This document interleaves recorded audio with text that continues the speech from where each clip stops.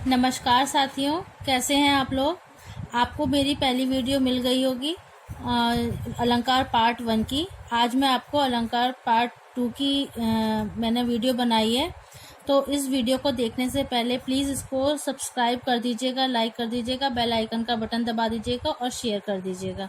तो चलिए, आज की वीडियो है अलंकार पार्ट 2। पहले पार्ट 1 में मैंने अलंकार क्या होता है, उसके कितने भेद होते हैं, और उसके बाद शब्द अलंकार में मैंने अनुप्रास अलंकार आपको बता दिया था। आज मैं आपको अनुप्रास अलंकार के भेद बताऊंगी, ठीक है। तो अनुप्रास अलंकार के 5 भेद होते हैं: छेकानुप्रास अलंकार, वृत्यानुप्रास अलंकार, श्रुत्यानुप्रास अलंकार, अनंत्यानुप्रास अलंकार और लाटानुप्रास अलंकार। तो सबसे पहले है छेकानुप्रास अलंकार, जहां एक अथवा एक से अधिक वर्णों की आवृत्ति क्रमिक रूप से एक बार, 2 बार प्रयोग, ठीक है, ब्रैकेट में है 2 बार प्रयोग हो, तो वहां पर कौन सा अलंकार होता है? छेकानुप्रास अलंकार। साथियों, मैं ना ये नहीं चाहती कि आप लोग इसको पूरी परिभाषा के साथ याद करें, फिर आपको ये कठिन लगेगा। मैं सिर्फ आपको उदाहरण आपको बताऊंगी। परिभाषा मैंने बताई हुई है इसमें, लेकिन जब मैं उदाहरण आपको बताऊंगी उससे आपको बहुत जल्दी समझ में आ जाएगा और ये बहुत ही आपको आसान लगेगा, ठीक है। तो देखिए, इसका मैंने उदाहरण लिखा है: कानन कठिन भयंकर भारी। तो कानन कठिन, कानन एक शब्द है, कठिन दूसरा शब्द, भयंकर तीसरा और भारी चौथा। तो कोई भी छंद, दोहा, इसमें कहीं पर भी आपको एक शब्द और दूसरे शब्द, उसके ठीक दूसरे शब्द में यदि एक वर्ण की आवृत्ति एक से अधिक बार हो रही है, यानी एक बार का आया है और उसके बाद दूसरी बार भी का आया है, यानी ये 2 बार आया है ना, तो यहाँ पर कौन सा अलंकार है? छेकानुप्रास अलंकार, ठीक है। यहाँ पर वर्ण कैसे? क वर्ण, फिर दूसरे शब्द का भी पहला वर्ण क्या है? क, पहले का क, दूसरे का भी का है, तो कौन सा अलंकार है? छेकानुप्रास अलंकार। ऐसे ही म, प, फ, ब, इस तरीके कोई भी अगर आते हैं तो वहां पर छेकानुप्रास होगा। जैसे भयंकर भारी, भयंकर और भारी, देखिए इस वाले शब्द में क्या है? भ पहला वर्ण, और दूसरे शब्द में भी उसके ठीक दूसरा जो शब्द होगा उसमें भी भ से शुरू हुआ है। तो नहीं, एक बार यानी एक से अधिक बार, अधिक बार यानी एक बार और, यानी 2 बार, एक ही वर्ण का जब 2 बार प्रयोग होता है वहां पर छेकानुप्रास अलंकार होता है, ठीक है। अब ये देखिए वृत्यानुप्रास, अनुप्रास अलंकार के जो मैंने 5 भेद बताए हैं उसमें पहला मैंने छेकानुप्रास अलंकार बता दिया है और दूसरा है वृत्यानुप्रास अलंकार। वृत्यानुप्रास अलंकार का भी आपको बहुत ही आसान लगेगा। मैं एक बार परिभाषा बताती हूँ, परिभाषा पे मत जाना, उदाहरण से मैं आपको जल्दी समझा दूंगी। वृत्ति के अनुसार एक या एक से अधिक वर्णों की क्रमिक आवृत्ति एकाधिक बार, यानी एक से अधिक बार, यानी एक से अधिक बार, एक बार तो ये वाली हो गई, उसमें आपको मैंने बताया था छेकानुप्रास में एक से अधिक बार यानी 2 बार, लेकिन यहाँ पर एकाधिक बार, मतलब 2 से भी अधिक बार इसकी जब होती है तब वहां पर वृत्यानुप्रास अलंकार होता है। इसका उदाहरण मैंने ये लिया है: तरनी तनुजा तट तमाल तरुवर बहु छाए। तरनी तनुजा तट तमाल तरुवर बहु छाए। तो तरनी तनुजा, देखिए एक शब्द, इसमें पहला वर्ण क्या है? त, उसके ठीक बाद दूसरा शब्द जो है वो भी त वर्ण से शुरू हुआ है। अगर यहाँ पर और कोई शब्द होते, मतलब और किसी वर्ण से शुरू होते, तो यहाँ पर अगर 2 बार आता तो यहाँ पे छेका होता, लेकिन यहाँ पर पहला शब्द भी त, दूसरा शब्द में भी त से शुरू हुआ है, और उसके बाद क्या है? तीसरा भी त से हुआ है, चौथा भी त से हुआ है और 5वां भी त से हुआ है। तो यहाँ पर त त त त, ये देखिए कितनी बार है? 2 से भी अधिक बार आए हैं। तो यहाँ पर कौन सा अलंकार है? वृत्यानुप्रास अलंकार। आपको छेकानुप्रास और वृत्यानुप्रास में अंतर भी पता चल गया होगा। वहां पर सिर्फ 2 बार आते हैं, यहाँ पर 3 बार, 4 बार, 5 बार, 6 बार, कितनी भी बार आ सकता है, लेकिन वर्ण एक ही होना चाहिए। मतलब जिससे शब्द शुरू हो रहा है वो वर्ण जो है वो एक जैसा ही होना चाहिए, तब वहां पे वृत्यानुप्रास आता है। अगर 3 बार भी आए ना तो आप लोग वृत्यानुप्रास कर देना। इसके बाद आता है श्रुत्यानुप्रास अलंकार। श्रुत्या यानी सुनना। तो यहाँ पर कैसा है, ये देखिए इसकी परिभाषा: मुख के एक ही स्थान तालु, कंठ, दंत आदि से उच्चारित होने वाले वर्णों की आवृत्ति जहाँ होती है। देखिए, यानी हमारे मुख से एक ही स्थान से जहाँ से व्यंजन उच्चारित होते हैं ना, जैसे क वर्ग, च वर्ग, ट वर्ग, जैसे क, ख, ग, घ, ऐसे करके अगर किसी भी दोहा या छंद में क, ख, ग, घ इस तरीके से मतलब आ रहे हैं, एक ही वर्ग के हैं, तो वहां पर श्रुत्यानुप्रास अलंकार होता है। उदाहरण देखिए, मेरी भव बाधा हरऊ राधा नागरी सोए, है ना, जातन की झाई परे श्याम हरित तुति होए। तो मेरी भव बाधा हरऊ, यहाँ पे देखो मेरी जो शब्द है वो म से शुरू हुआ है, दूसरा शब्द जो है वो भ से शुरू हुआ है, तीसरा शब्द जो है वो ब से।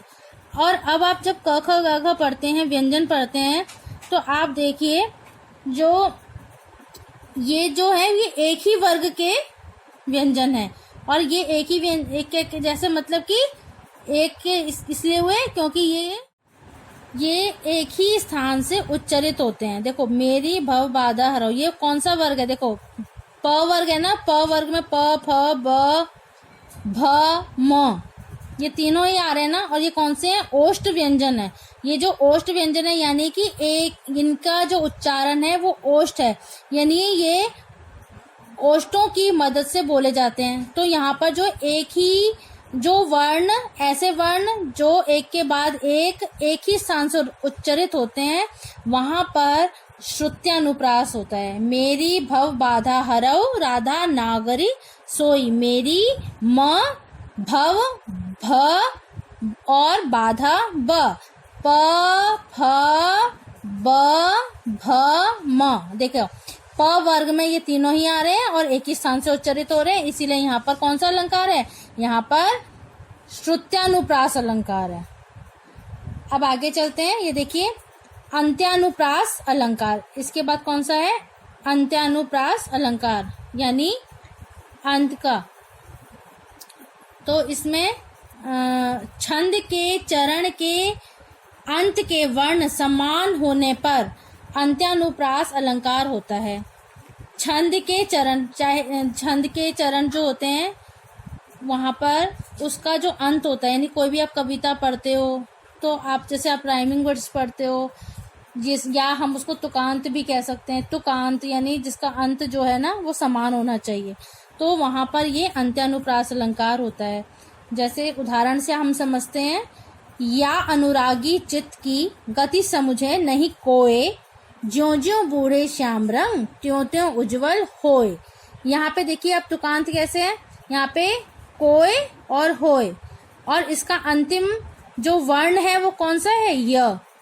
और उसके बाद जो दूसरी लाइन है इसका भी अंतिम वर्ण क्या है? य। तो यहाँ पे क्या है? ये तुकबंदी हो रही है, यहाँ पे तुकांत है और इसका वर्ण जो है वो समान है, इसीलिए यहाँ पे कौन सा अलंकार है? वो यहाँ पर अंत्यानुप्रास अलंकार है। इसके बाद आता है लाटानुप्रास अलंकार।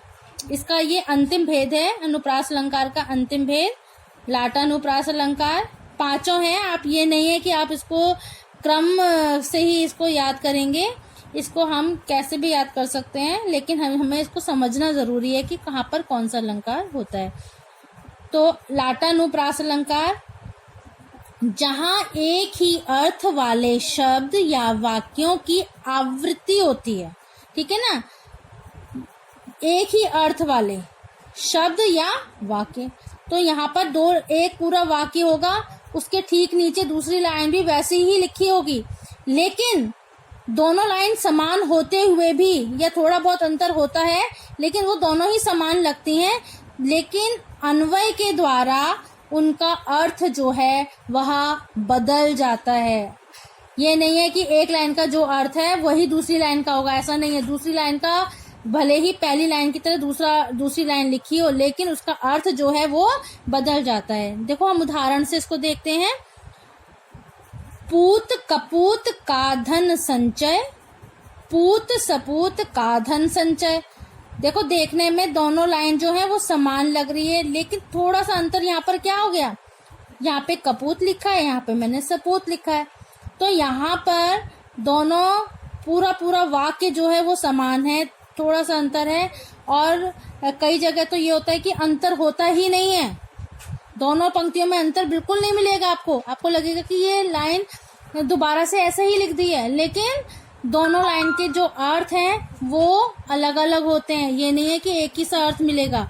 तो पूत कपूत का धन संचय, यानी जो बुरा पुत्र होता है उसके लिए धन इकट्ठे करने का कोई मतलब नहीं होता है, क्योंकि उसके लिए धन क्यों इकट्ठा किया जाए, क्योंकि वो तो कपूत है, बिगड़ा हुआ है। वो तो वैसे ही क्या करेगा, धन को इकट्ठे किया हुआ धन को क्या करेगा, उड़ा देगा, गलत कामों में खर्च कर देगा, समाप्त कर देगा। और पूत सपूत का धन संचय, अगर पुत्र जो है वो सपूत है, अच्छा पुत्र है, तो उसके लिए भी धन इकट्ठे करने का कोई मतलब नहीं होता। क्यों? क्योंकि भैया वो तो सपूत है ना, वो तो अच्छा पुत्र है, वह परिश्रमी है, मेहनती है, हर चीज है। तो वो परिश्रमी होने के कारण क्या करेगा, अपने आप से ही आत्मनिर्भर होकर ही धन का संचय कर सकता है। इसके लिए हमें धन इकट्ठा करने की आवश्यकता नहीं है, और हमें कपूत के लिए भी धन इकट्ठा करने की आवश्यकता नहीं है, क्योंकि ये तो धन इकट्ठे किए हुए धन को ही बर्बाद कर देगा। तो साथियों, इस तरीके से मैंने आपको आज अनुप्रास अलंकार के ये 5 भेद बता दिए हैं। उसके उदाहरण से मैंने आपको बताया है। तो अगर आपको इसमें अभी भी आपको ऐसा लगता है कि आपको कोई चीज़ समझ में ना आई हो, तो आप कृपया करके कमेंट बॉक्स में इसको लिख दीजिए, जिससे कि मैं आपको उसका उत्तर बता सकूं या मैं आपकी समस्या का हल कर सकूं। तो प्लीज़ आप मेरे इस वीडियो को सब्सक्राइब कर दीजिए। मैं आपसे अनुरोध कर रही हूँ कि सब्सक्राइब कर दीजिए, लाइक कर दीजिए, और बेल आइकन का बटन ज़रूर दबा देना, जिससे कि आपको वीडियो का नोटिफिकेशन आपको मिल जाए। ठीक है, धन्यवाद।